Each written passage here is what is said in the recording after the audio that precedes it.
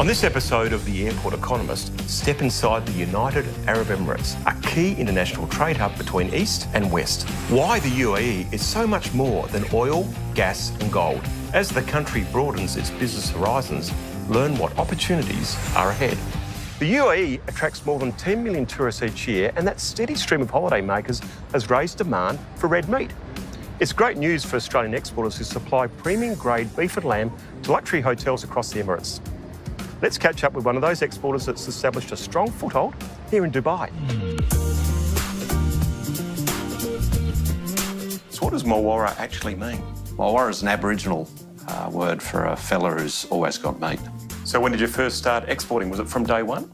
Yeah, it was. Our first export was a consignment of chilled lamb up into Singapore. That's where we started, and it quickly grew from there into a number of other Asian markets. We got hit with the Asian currency crisis in the second half of 1997 and early 1998, which was a bit of a shock early up. That immediately forced us to look into other markets, and we expanded into a number of other Asian markets fairly quickly from there. Is that what led you to the Middle East? That's what led us to look at diversification strategies very early on. We were supplying a very large hotel chain with a lot of product throughout Asia. They advised us that they were expanding into the Middle East. So we looked at the opportunities there, and that's what drew us to the Middle East. So what's the nature of your operations in the UAE and in the Middle East in general? In the UAE, we have our subsidiary Food Source International that is an import distribution business. So we supply it with all its requirements of Australian meat and other products out of Australia, but it acts as a full import distributor. So it supplies down into the Sultanate of Oman from that base. And then our other operations in the Middle East, we have partnerships with independent importer distributors.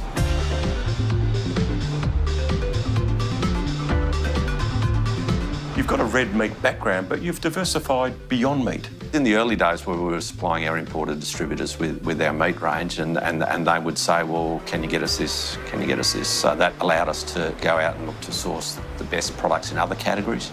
We've had an export arrangement with the likes of Pachuna Seafoods out of Tasmania, where we've handled their ocean trout into Asia for the last 15 years.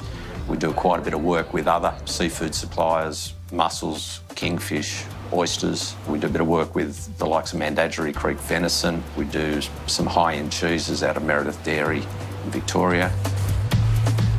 So you mentioned the Asian financial crisis. What other challenges do you face at home, like drought, or overseas, like exchange rates? There's always something. I mean, over the years, we've had SARS, 1, 2, 3. We've had the global financial crisis. We do quite a bit in airline catering. We've had the significant downturn in that after September 11.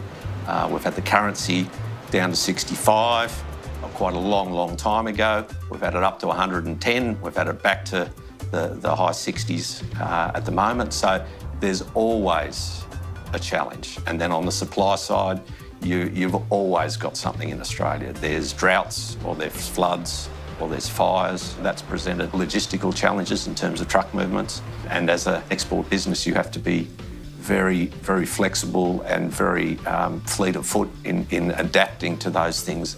Well, that's it for this UAE edition of The Airport Economist.